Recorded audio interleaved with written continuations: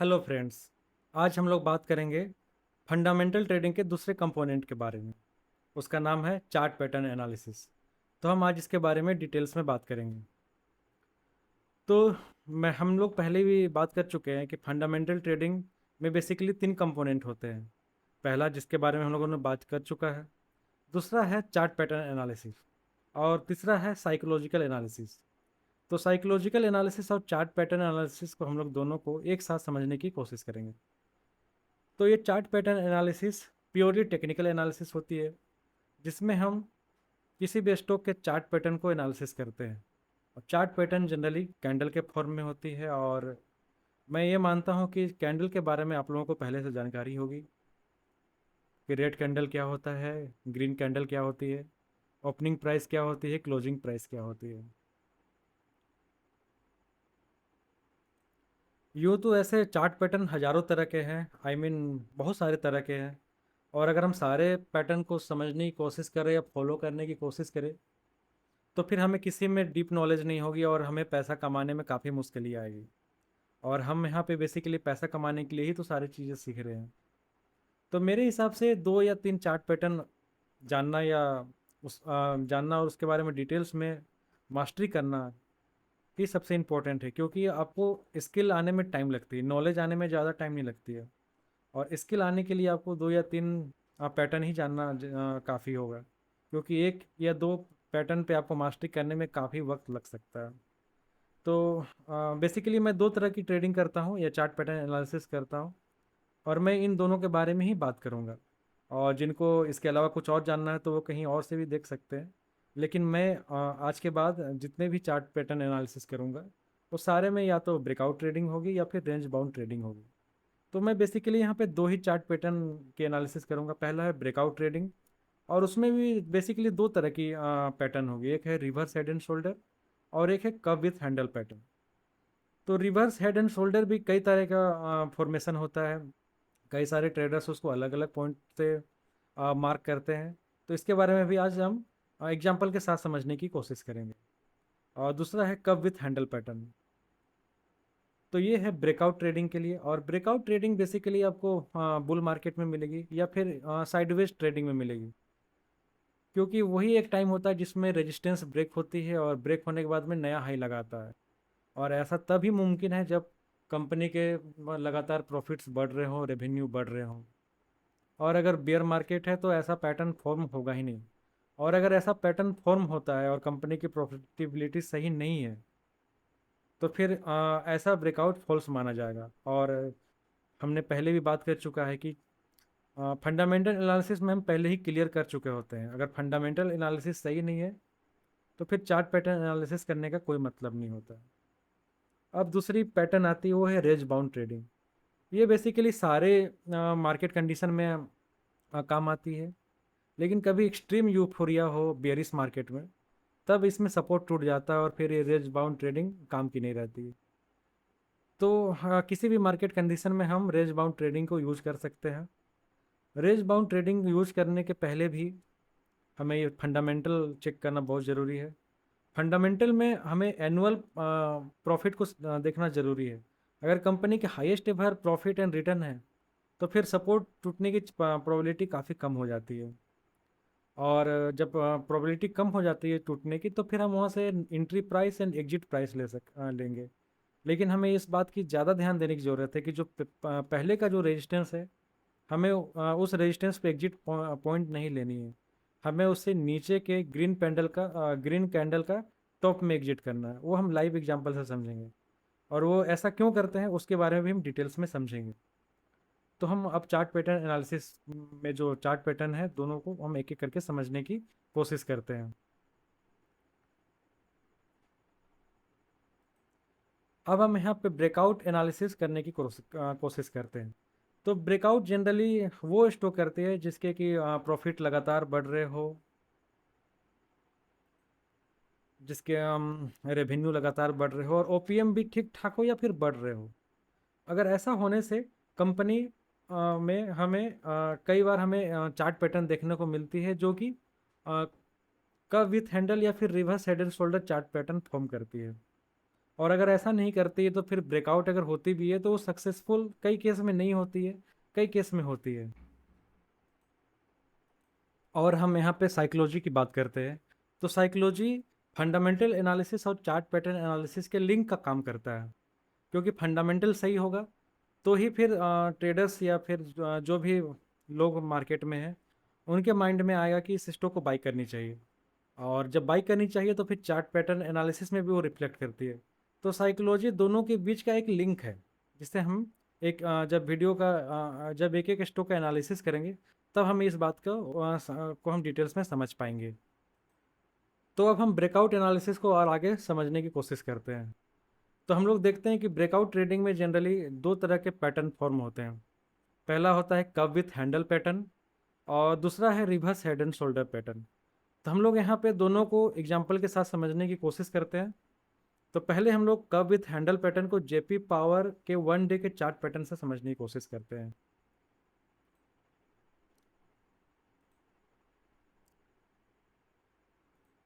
तो हम लोग यहाँ पे जेपी पावर का चार्ट पैटर्न खोले हैं।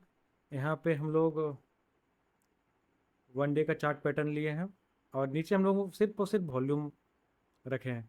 और हम इसके अलावा कोई भी इंडिकेटर की ज़रूरत नहीं है ब्रेकआउट ट्रेडिंग को समझने के लिए। ये मैंने पहले का एक चार्ट पैटर्न एनालिसिस किया था, जिसमें मैंने ये देखने की कोशिश की थी कि ये बैक टेस्टिंग में काम कर रही है कि नहीं। तो यहाँ पे हम दोबारा और एक चार्ट पैटर्न को समझने की कोशिश करते हैं, जिसमें कि ये कव विथ हैंडल को फुलफिल कर रही है नहीं। तो जब भी हम कव विथ हैंडल पैटर्न बनाएंगे तो बेसिकली वो इस तरह का एक बनाएगा। कप विथ हैंडल में एक बड़ा सा कप बनाएगा, जिसके बारे में मुझे लगता है आप लोगों को पता भी होगा। और उसके बाद में एक छोटा सा हैंडल बनाएगा। तो यहाँ पे हम लोग ये समझते हैं कि कोई भी कंपनी जब उसमें एक सेलिंग आती है, और सेलिंग आने के बाद में उसमें अच्छी खासी गिरावट आती है, और जब गिरावट आती है उसके बाद में इस जोन पे यहाँ पे बाइंग होती है, और एक कंसोलिडेशन जोन होता है। हमें ये नहीं पता होता इस जगह पे कि ये शेयर प्राइस यहाँ से नीचे जाएगी या नहीं। लेकिन जब यहाँ तक आती है तो फिर वैल्यू इन्वेस्टर्स जो होते हैं, जिन्हें पता है कि इसकी इंट्रिंसिक वैल्यू ज़्यादा है, वो यहाँ पे इसे बाई करने लगते हैं, और फिर स्टॉक यहाँ पे होल्ड हो जाती है। और हमें ये भी पता होनी चाहिए कि जब स्टॉक प्राइस गिरती है तो फिर सडनली ऊपर नहीं जाती। उसका वजह ये है कि सेंटिमेंट उसमें नेगेटिव होता है, और सेंटिमेंट पॉजिटिव आने में काफ़ी टाइम लगता है। तो जब वैल्यू इन्वेस्टर यहाँ पे उसको शेयर प्राइस को नीचे आने से रोकते हैं, उसके बाद में यहाँ पे बायर्स की एंट्री होती है, और साथ में ऑपरेटर्स की भी एंट्री होती है। ऑपरेटर्स यहाँ पे कई तरह से ये स्टॉक को ऊपर नीचे करते हैं, जिससे क्या होती है, जो कि हाई में यहाँ फंसे हुए हैं उन लोगों का जो वो लोग यहाँ पे फ्रस्ट्रेटेड फील करते हैं, क्योंकि यहाँ पे प्राइस करेक्शन के साथ साथ टाइम करेक्शन भी हो रहा है। तो फिर जैसे जैसे एक एक पॉइंट आती है वो वहाँ पे एग्जिट करते जाता है, और ऑपरेटर यहाँ पे माल भर रहे होते हैं। तो यहाँ से लेके यहाँ तक जब ये टाइम होती है करीब 1 साल या 2 साल की होती है, उससे ज़्यादा भी हो सकती है। तो जब इतने टाइम तक ऑपरेटर यहाँ पे माल भरते हैं, तो उसके बाद में जब उनके पास अच्छा खासा माल हो जाता है तो उसके बाद में उसमें रैली की ज़रूरत होती है, क्योंकि जब वो 2 या 3 साल तक एकमुलेट कर चुके हैं, अब उन्हें इसमें प्रॉफिट चाहिए, तो इसके लिए वो उसमें पंप करेंगे। लेकिन पंप करने से पहले एक बार फिर से सेम उसी लेवल पे एक वहाँ से एक माइनर करेक्शन आती है, लेकिन इस बार कुछ देर के बाद इसमें रोक ली जाती है, क्योंकि इसके बाद ज़्यादा करेक्शन होती नहीं है। तो यहाँ पे जो बेसिकली जो वीक हैंड होती है, वो वीक हैंड यहाँ पे निकल जाती है। जो इस लेवल पे फंसे होते हैं वो लोग इस लेवल पे निकल जाते हैं, क्योंकि काफ़ी दिन हो जाता है, उन्हें लगता है कि अपना पैसा आ गया, निकल जाओ।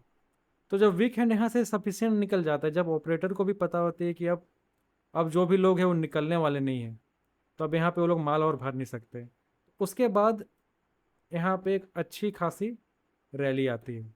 और ये जो रैली आती है यहीं पे हमें इसी पॉइंट में हमें इंटर करना है, क्योंकि यहीं से पंपिंग चालू होती है, और यहीं पे ऑपरेटर यहाँ से पंप करना चालू करता है, और हम यहाँ पे एंट्री करते हैं, और एक सर्टेन पॉइंट पे हम लोग एग्जिट करते हैं। और वो कैसे करते हैं उसके बारे में हम लोग अभी समझेंगे।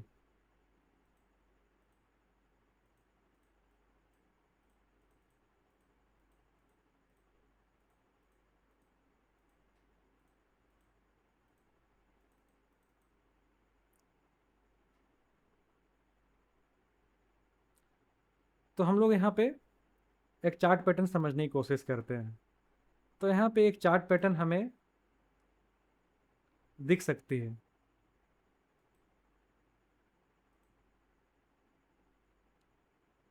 तो यहाँ पे एक हमें चार्ट पैटर्न दिख रही है। चार्ट पैटर्न देखने के लिए आपको टाइम लग सकता है, क्योंकि इसके लिए काफ़ी स्किल की ज़रूरत पड़ती है और आपको कई दिनों तक इसे प्रैक्टिस करनी पड़ेगी। तो मैं ये बैक टेस्टिंग को हटा देता हूँ, क्योंकि इसकी अभी ज़रूरत नहीं है।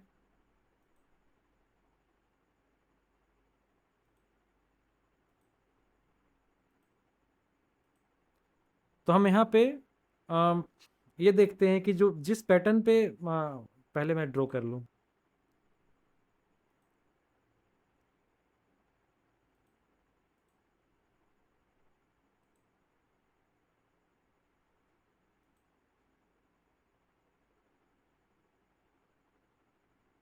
आई थिंक यहाँ पे उतनी सही नहीं बन रही, मैं दूसरा बनाता हूँ।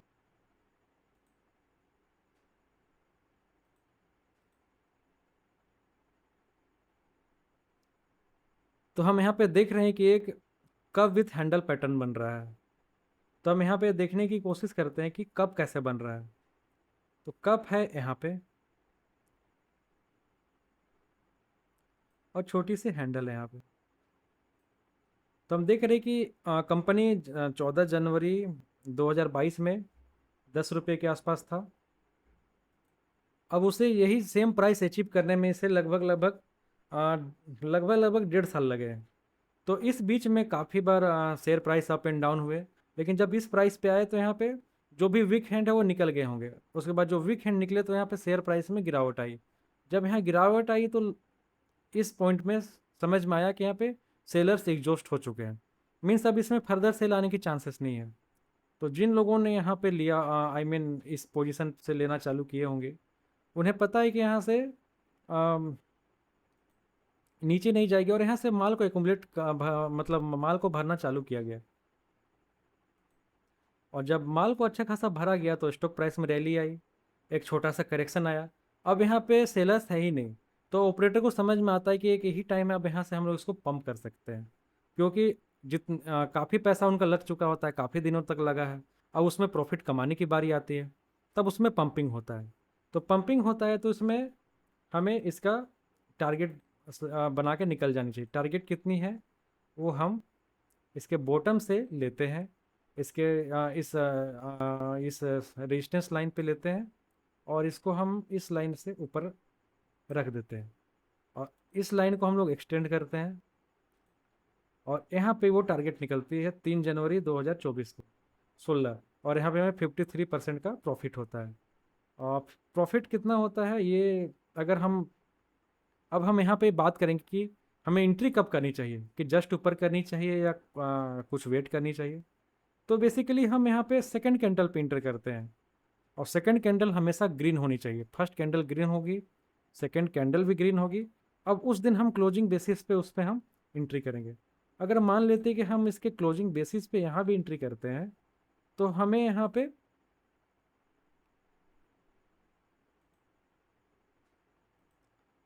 29% की गेन होती है। और ये हमें कितने दिनों में ये अचीव हो जाती है वो हम देखते हैं। एक दो यहाँ से अगर हम करें तो हमें 58 डेज में 30% की पोटेंशियल गेन मतलब गेन मिल जाती है, जो कि काफ़ी एक अच्छा रिटर्न है। तो हम किसी भी स्टॉक में ऐसे रेंडमली हम लोग इसमें चार्ट पैटर्न एनालिसिस नहीं करते हैं, हमें पहले उसका फंडामेंटल एनालिसिस करनी होती है। और फंडामेंटल एनालिसिस के बारे में मैंने पहले वीडियो में डिटेल्स में बात किया है और मैंने जेपी पावर में भी फंडामेंटल एनालिसिस किया और मुझे इसमें काफ़ी कुछ सही लगा। क्योंकि मैं यहाँ पे एजुकेशनल वीडियो बना रहा हूँ तो यहाँ पे मेरा कोई भी बाई या सेल की रिकमेंडेशन नहीं है। जितने भी स्टॉक मैं यहाँ बात कर रहा हूँ सिर्फ और सिर्फ एजुकेशनल पर्पज से मैं यहाँ पे सिखाने की कोशिश कर रहा हूँ। तो यहाँ पे हम देखें कि यहाँ पे ब्रेकआउट इस तरह से हुई क्योंकि काफ़ी दिनों तक स्टॉक चला नहीं।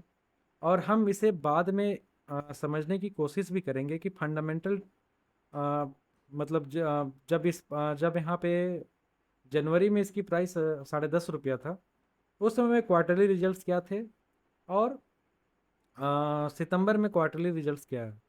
तो मुझे जहाँ तक लगता है कि जनवरी से यहाँ पे जो सितंबर यहाँ पे क्वार्टरली रिजल्ट्स काफ़ी अच्छे हुए होंगे और उसके बाद में ही ब्रेकआउट कंफर्म हुआ है। तो इस तरह से हम यहाँ पे कर्व विथ हैंडल पैटर्न को बात की। यहाँ पे हम लोग जब ड्रॉ करते हैं स्टॉक प्राइस में जब चार्ट पैटर्न को, तो हमें देखना है कि मैक्सिमम लाइन को ये टच करे। और ये ड्रॉ करने के लिए हमें काफ़ी टाइम लगेगा, क्योंकि इसे सीखने के लिए आपको काफ़ी स्किल की ज़रूरत होगी, प्रैक्टिस की ज़रूरत होगी।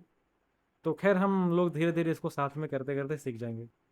तो हम यहाँ पे देख रहे हैं कि ब्रेकआउट ट्रेडिंग कंफर्म भी हो गई और ये अचीव भी हो गई टारगेट, और काफ़ी कम टाइम में अचीव हो गई। तो ये एक पहला ब्रेकआउट ट्रेडिंग का ये का विथ हैंडल पैटर्न था। अब हम लोग यहाँ पे दूसरा ब्रेकआउट पैटर्न का बात करते हैं, और उसका नाम है रिवर्स हेड एंड शोल्डर। और ये हम एडवांस इंजाइम के चार्ट पैटर्न से समझने की कोशिश करेंगे। एडवांस इंजाइम में ये कुछ दिन पहले ही ये टारगेट अचीव हुआ था, तो इसलिए मैंने इसे रिसेंटली टारगेट अचीव हुआ इसलिए मैंने इसे लिया। हालांकि इसमें मेरी कोई भी बाई या सेल की रिकमेंडेशन नहीं है। ठीक है, हम लोग इसमें आगे बात बढ़ते हैं। तो लगता है मैंने इसे पहले बना भी चुका था। ठीक है, तो इसमें हम देखते हैं कि एक छोटा सा यहाँ पे शोल्डर है, यहाँ भी एक छोटा सा शोल्डर है, ये एक हेड है। और हम यहाँ पे रिवर्स क्यों लिए हैं? क्योंकि अगर हम इसे ऊपर की तरफ लेते हैं, अगर हम इसे इस तरह से लेते हैं, तो यहाँ पे जब इस तरह की जब मोमेंटम नीचे की होती है, तो ये नीचे जाने की चांसेस हो जाती है। तो बहुत सारे लोग हेड एंड शोल्डर पैटर्न लेते हैं तो वे इस तरह से लेते हैं, लेकिन इसमें जब मोमेंटम नीचे की तरफ आती है तो ये सपोर्ट टूट भी सकता है। इसीलिए हम इस तरह का upward head reverse head and shoulder pattern, ये upward head and shoulder pattern नहीं लेते हैं। हम लोग यहाँ पे reverse head and shoulder pattern लेते हैं। उसका वजह यह है कि जब ये मोमेंटम ऊपर की तरफ होगी तो ऊपर जाने की चांसेस भी रहेगी। तो हम लोग यहाँ पे देखते हैं कि जब शेयर प्राइस इस लेवल पे था 420 के आसपास 2021 में, तो मैंने इसे एनालिसिस किया था। तो उस समय में इसका जो प्रॉफिटेबिलिटी है ईयरली एंड क्वार्टरली, वो 16 फरवरी 2024 के कंपेयर में कम थी। तो यहाँ पे तो मुझे ये समझ में आ गया कि इसमें ब्रेकआउट होगी, लेकिन जब तक इसमें प्रॉपर चार्ट पैटर्न कंफर्म नहीं होगा तब तक हम लोग इसमें एंट्री नहीं करेंगे। यही एक डिसिप्लिन है। तो जब ये पहला बार यहाँ पे टच हुआ, फिर दूसरा बार यहाँ टच हुआ, तीसरी बार जब यहाँ पे आई, तब हमें यहाँ पे जब एक शोल्डर बना तब हमें यहाँ पे बाइंग अपॉर्चुनिटी ढूंढनी है। और ये बाइंग अपॉर्चुनिटी आती है दूसरे कैंडल पे। याद रहे हमेशा हमें रेजिस्टेंस से ऊपर दूसरी ग्रीन कैंडल कंफर्मेशन होने के बाद ही हमें उसमें बाई करनी चाहिए। तो यहाँ पे हमें दूसरी ग्रीन कैंडल यहाँ पे ये मिली, तो इस यहाँ पे हमें यहाँ पे एंट्री करनी है इसके क्लोजिंग प्राइस पे। तो जब हम इसके क्लोजिंग प्राइस पे हम इंटर करते हैं, तो भी हमारा टारगेट यहाँ पे आता है, अचीव हो जाती है, और ये काफ़ी कम टाइम में अचीव हो जाती है। तो हम यहाँ पे क्लियरली देख सकते हैं कि ब्रेकआउट ट्रेडिंग काफ़ी सक्सेसफुल है। लेकिन ऐसा हमेशा होता नहीं है, सारी चीज़ें सही रहने के बाद भी ब्रेकआउट ट्रेडिंग सक्सेस नहीं हो पाती है। कई बार शोल्डर टूट जाता है। तो ये क्या, ये एक स्किल वाली चीज़ें हैं। जब तक हम इसमें बार बार नहीं करेंगे हमें समझ भी नहीं आएगी क्या गलती हो रही नहीं हो रही है। कई बार जानबूझ के फॉल्स ब्रेकआउट दिया जाता है ताकि बड़े बड़े लोग वहाँ पे माल डंप कर सकें। तो हमें जब तक इसमें अच्छी खासी कमांड नहीं आ जाती तब तक हम इसमें बड़ा पैसा नहीं लगाएंगे। और दूसरी बात, स्टॉक, कोई भी स्टॉक हो कितनी भी अच्छी हो, हमें 5% से ज़्यादा पैसा नहीं लगानी है। फंडामेंटली अच्छा हो, चार्ट पैटर्न एनालिसिस भी अच्छी हो, exit entry and exit plan भी अच्छी हो। लेकिन ये स्टॉक मार्केट है, कुछ भी हो सकता है। सेंटीमेंट खराब होगी, प्राइस नीचे जाएंगे।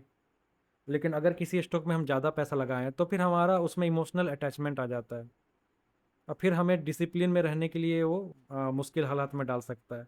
इसलिए हमें किसी भी स्टॉक में 5% से ज़्यादा पोर्टफोलियो का पैसा नहीं डालना चाहिए। तो ये हुआ reverse head and shoulder pattern, जिसमें हम ब्रेकआउट ट्रेडिंग कंफर्म की। और इस तरह से आने वाले टाइम पे मैं और भी बताता रहूँगा कि किस में ब्रेकआउट ट्रेडिंग बन रही है, किस में पोटेंशियल है नहीं है। तो अब हम अगली बात करते हैं ब्रेकआउट ट्रेडिंग के बाद में रेंज बाउंड ट्रेडिंग के बारे में।